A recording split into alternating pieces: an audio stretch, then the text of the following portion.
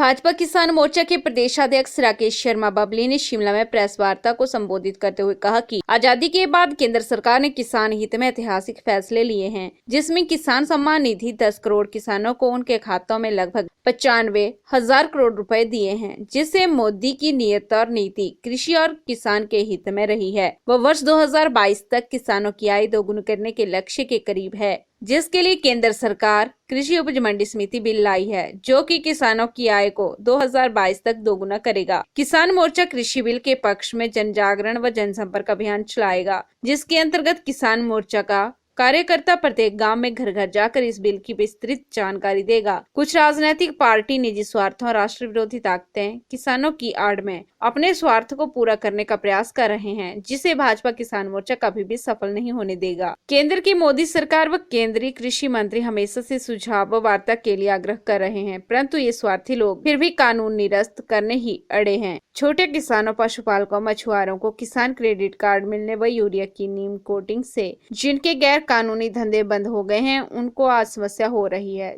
जिसका किसान मोर्चा विरोध करता है, जबकि किसान संगठनों को सहयोगी बनकर समस्या का निवारण करना चाहिए। इसके विपरीत राष्ट्र विरोधी ताकतें किसानों को भड़काने का कार्य कर रही हैं। का मेन उद्देश्य कि हमारा जो केंद्र सरकार ने कृषि विकास 2020 के लिए जो तीनों विधेयक दोनों सदनों में पारित किए हैं, उनके बारे में एक महासंपर्क अभियान भारतीय जनता पार्टी किसान मोर्चा हिमाचल प्रदेश शुरू करेगा और गांव-गांव के किसानों और बागबानों तक जाकर इन सारी जो इस विधेयक की जानकारी उन तक पहुंचाएंगे और माननीय प्रधानमंत्री जी का धन्यवाद करेंगे कि आजादी के बाद पहली बार ऐसा देश को नेतृत्व मिला जिसने इस देश के गरीब किसान और कृषि के विकास की चिंता की है। देश के पहले ऐसे प्रधानमंत्री हैं जिन्होंने कहा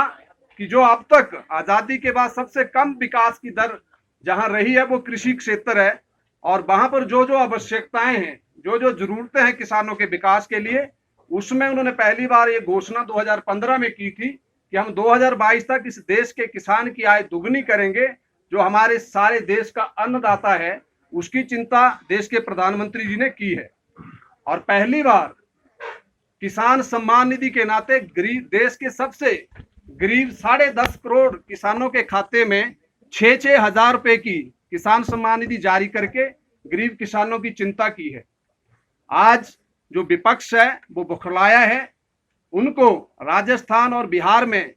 ऐसे सारे विपक्षी ताकतों को बुरी तरह से हार का सामना करना पड़ा है, और ये तुरंत अभी कुछ ही दिनों के परिणाम है कि देश का जो गांव का किसान है, देश के गांव में बागबान है, वो मोदी की नीति और नीयत से खुश है। और आने वाले समय में भी हम इस जन जागरण अभियान को हिमाचल प्रदेश में पूरी तरह शुरू करेंगे। हमारा कि ऐसे अगर जहां भी गड़बड़ी पाई जाती है, कड़ी से कड़ी कार्रवाई हम प्रदेश सरकार से आग्रह करेंगे कि जो भी अधिकारी और जो भी उसमें दोषी पाए जाते हैं उनके खिलाफ कार्रवाई होनी चाहिए, क्योंकि सरकार में मैंने जैसे कहा है कि मोदी जी ने देश के गरीब किसान के विकास के लिए इस तरह की योजना शुरू की है, और जो गड़बड़ करेगा उसके खिलाफ कड़ी कार्रवाई का किसान मोर्चा समर्थन करेगा।